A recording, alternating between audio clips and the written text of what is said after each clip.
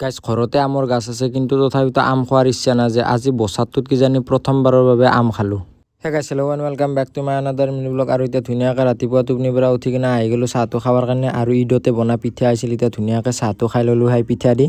আৰু গাইজ এতিয়া চাহ তাহ খাই দি কিনে আহি গ'লোঁ একবাৰ ফাৰ্মত। আৰু গাইজ আমাৰ ব্ৰইলাৰকেইটাই মানে আজি 3 দিনমান আধাৰে খাব পৰা নাই, মানে কোম্পানী দানা দিয়া নাই, তাহাঁতৰ বোলে ষ্টকত আকৌ মালে নাই, সেইকাৰণে পূৰা একদম মানুহ সোমালিকে ভৰি চৰি খুইটাব ধৰে তাতে। আজি বহুত দিনৰ মূৰত মানে আধাৰকেইটা খাব পালাক। আৰু গাইজ এতিয়া ফাৰ্মৰ কামখিনি কৰি কিনে এতিয়া ফাদাৰৰ লগত যাই আছোঁ পথাৰত, মানে কি পথাৰত বোলে কিবা ব্ৰইলাৰৰ গোবৰ দিবা যায়, মানে ঘৰুৱা সাৰটো এইটো, সেইকাৰণে এতিয়া খেতিৰ টাইমো হৈছে, সেইকাৰণে বোলে পথাৰত দি আহে। আৰু গাইজ এতিয়া ধুনীয়াকৈ পথাৰৰ কামখিনি সমাপ্ত কৰি ল'লোঁ আৰু এতিয়া আহি গ'লোঁ আম খোৱাৰ কাৰণে। মানে কি এবাৰৰ বছৰটোত মই একদিনো আম খোৱাই নাই, আৰু আমাৰ ঘৰত একডালে আম লাগছি, এতিয়া সেইডালকে আহি গ'লোঁ ধুনীয়াকৈ ফৰপাত মাৰি 3-4মান পাৰিলোঁ বাৰু কিবাকৈ।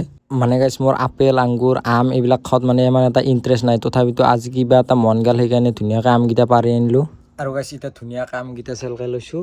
এতিয়া মানে এইকেইটা আমত মানে নিমখো দিবা নালাগে, আকৌ দিবা নালাগে, চদাও দিবা নালাগে, কাৰণ এইকেইটা মিঠাও নহয় টেঙাও নহয়, একদম মিডিয়াম, খাই দি কিনে মজা লাগিব।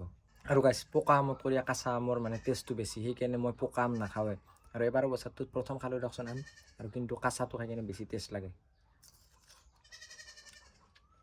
আৰু গাইজ এতিয়া ভিডিঅ'টো আৰম্ভ কৰিছোঁ পিছবেলা। আৰু এতিয়া চকত যাই আছোঁ চাহজান ভাইৰ লগত। আৰু চকত আহি কিনে প্ৰথমতে মাছ ল'লোঁ, আৰু মাছটো লৈ কিনে কিবা অলপমান তামোল পাণ ল'ব লগা আছিল। এতিয়া ধুনীয়াকৈ বস্তুখিনি লৈ কিনে আহি গ'লোঁ এতিয়া ঘৰত।